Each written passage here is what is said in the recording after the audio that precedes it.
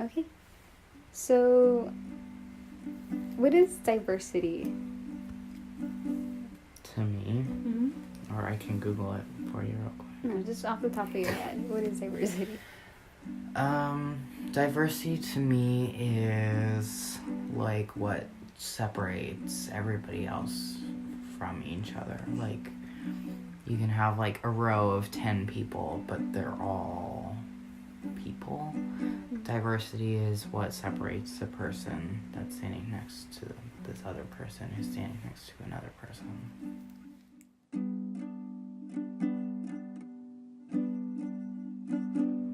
Speaking for others would have to be, whenever you speak before they have their opportunity to express how they feel. So if I was in a situation and people like speak on my behalf, they really are just speaking from their point of view instead of, getting my thoughts. Okay. Well, you can take this. I have natural hair, so if I go to I recently went to the Empire Beauty School to get my hair done, and she told me that she knew how to do natural hair, black hair, but she didn't at all, and I didn't want to hurt her feelings or anything, so I kind of left the salon discreetly without hurting her feelings, but my head looked actually worse than what I came in with, so. I think education is very important. I mean, I believe as a black woman that we should definitely do our research about other races. Because for me, black, white, Chinese, I believe that we're all equal. I just feel as though sometimes within the black community, it's hard to be understood because we are very different. Our hair is different than like any other culture and things like that. So I think very much so education's important because if you don't know, you can ask or you can definitely look up information about African Americans so you can be educated before you respond to different situations.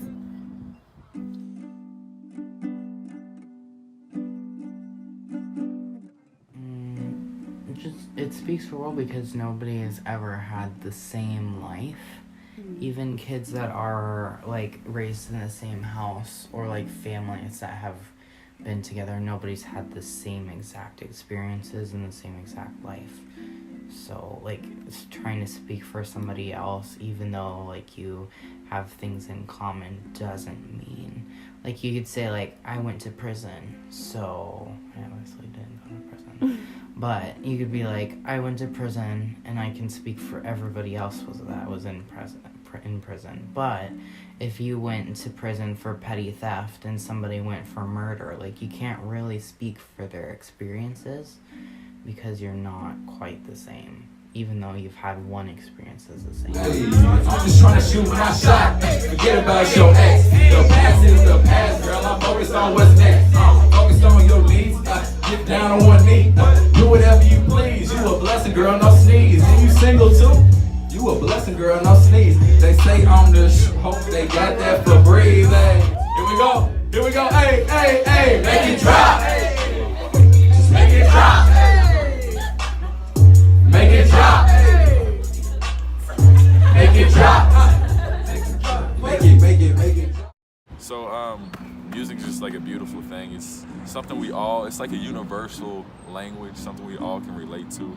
So if you have music and everybody from different cultures has some sort of music that relates to their culture, that's like one of the best ways to really speak for yourself and get people to see the world from your view or step in your shoes and experience like just some sort of, sequence. So if I make a song about being black, white people and any other races, they can listen to that and really, try to put themselves in my shoes and see my point of view. So I think that's like one of the beautiful things about music is that anybody can listen to music, right? So, well, unless you're deaf, but anyways, You can feel it. Yeah, everybody can feel the music and they can get a better understanding just because it's a different experience. You can change the instruments, you know, the high notes, the low notes for whatever mood you want it to be.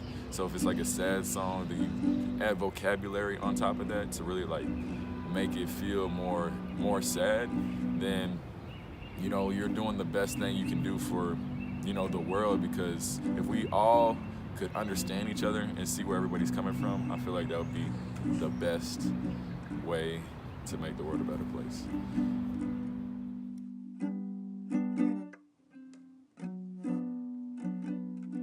I think definitely dominant power structures do not represent, you know, people of color in their communities. I feel like, again, this goes to the conversation of people speaking for others than allowing others to have a platform to speak for themselves.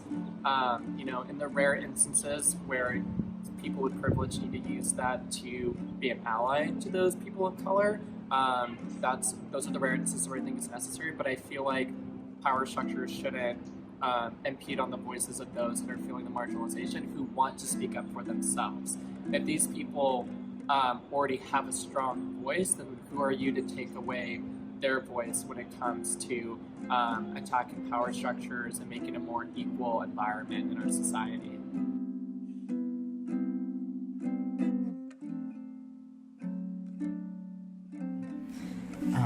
So like, I know that a lot of people don't have the same experiences I have. So like when people are trying to talk for my experiences because we have something in common, doesn't mean like, I don't know, like transitioning can be easy for some people. Like I've seen a lot of people that like their parents are paying for everything, or their parents were supportive in the beginning, or like, you know, have been there. Whereas for me, like that didn't really happen, and I paid for everything myself, and I do insurance and stuff. Like an 18-year-old doesn't know, like need to know like insurance, like how it works and everything, but like I do. So when somebody's talking, like they're like, oh, I'm trans, and like I've had such a hard life, and I just want to like, it gets better. I just want everybody to know it gets better. But like, not for everybody. Like, in fact, I would say that it doesn't get better. This is something that is constantly like, you constantly have to go and get surgeries. And even when you're done, there's so many surgeries that you still have to do to like maintain, like maintenance, like for your car. It's just like never ending. So some people, they'll say like they have the same experience, especially like politicians. They'll try and relate to you, like Kamala Harris. She'll be like, I'm a woman, or I'm a person of color, so I know all of the experiences as a woman and that a person of color will experience, even if like she didn't maybe not grow up in the projects, or like she could say like she is a woman and she is black, but it doesn't mean that she like has the same life experiences as somebody that maybe like grew up in the projects, or like somebody that was a woman and that was brown living in like a really fancy like lifestyle. Like they're not going to have the same experiences, so trying to speak on that doesn't really work. And sometimes it can be like infuriating to see people like be like, this is how I changed being a woman and being brown into like a success, when it's not like that for everybody. So, Whatever comes to your head. Oh my goodness. I thought you was gonna ask me. No, okay, I thought you already. Okay, so as a non-American, being in America, and you know, coming from the culture that you grew up with, how would you feel about somebody speaking on your behalf? And also, like, where did you come from before you started living here? Well, it's a different culture. It's a different people think differently. They act differently. But in all, we are all humans. So we all have a full developed sense of things, and we know what is right and what's wrong. In that way, things are common. But then, like in Nigeria, we don't have winter. It's always hot all year round. You can always get up and go to the beach. In fact, when it's even colder here, it's warmer in my country, and sometimes even too hot for the people. So people misrepresent Africa so much. Like I watch props on TV, on YouTube, where people are asked about Africa and they completely feel that Africa is a country instead of a continent. And I once see someone said, ask a question like, name few countries in Africa, and the person just named only one and said that's Africa, it's a country. You know, so that misconception is not, for me, it's too bad, because people need to understand that these are whole people as well, you know. Then when it comes to lifestyle and things like that, people have a kind of view of Africa that sometimes is hilarious, you know. And some questions people ask about home, where I'm coming from, I'm like, no, they're not living in caves. You know, they have skyscrapers too there. They have mansions, they have estates. People own their private jets in the country. Same way people live here. They have billionaires. You know, though that overall, life is not the same. We have more divide when it comes to having and not having than is here. At least everybody have enough to take care of himself. But there, so many people lack so much, and so many people have too much.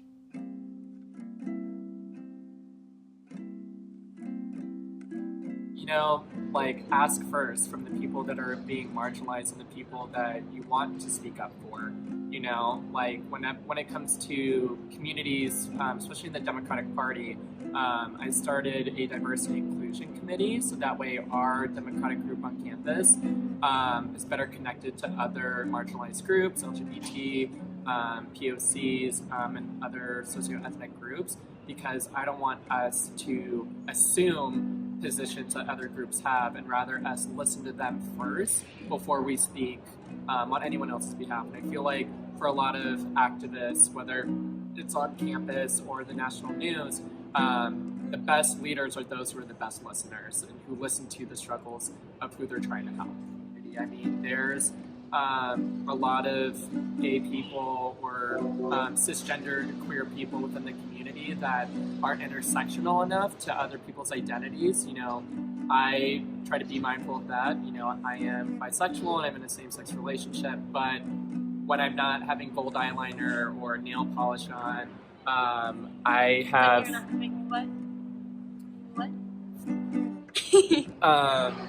There's a lot of times where I have a lot of straight passing privileges as a white cisgender male. And I think people who are in the community that don't have those privileges, people like me need to be mindful of that and their experiences, because not only do they have the issues of being queer, they have the issues of racial injustices, economic injustice, religious injustice if they're Muslim or Hindu, they are an immigrant who doesn't have citizenship status. And I think everyone in the community needs to be mindful of that. You know, LGBTQ people come in all shapes, forms, colors, and beliefs, and they do not fit into one box just because they're part of that one community of LGBTQ. I would say, like, well, first of all, if you're going to make statements about, like, a broad generalization, like, for people of color, make sure you say, like, these are only my experiences, because sometimes it can hurt you, like politics, it can hurt you really bad if you're like, I'm speaking for everybody, and then somebody can get really, really mad saying like, you're not speaking for me though, and it's almost like silencing somebody else's voice, because it's like saying like, you're in an argument and then the police come and they're like, what fucking happened, bruh? And then you're like, this is what she said, and like, she didn't fucking say that, but you just said that that's what she said. Yeah. And they're gonna believe you because you're the politician. So like, if you're saying something about like a generalization about like a big group, make sure that you're saying that it's your experiences, not to like make other people mad, and just because that can like throw a whole race right there. But yeah, like, make sure that you tell people that this is just your experiences, and then also like be open to learning about other people's experiences, because you're not going to be able to say like this person had like a tough life, and this person had like a fantastic, like, we live in a penthouse life. So like make sure that you aren't generalizing, because it doesn't ever work out good. I've never seen it work out.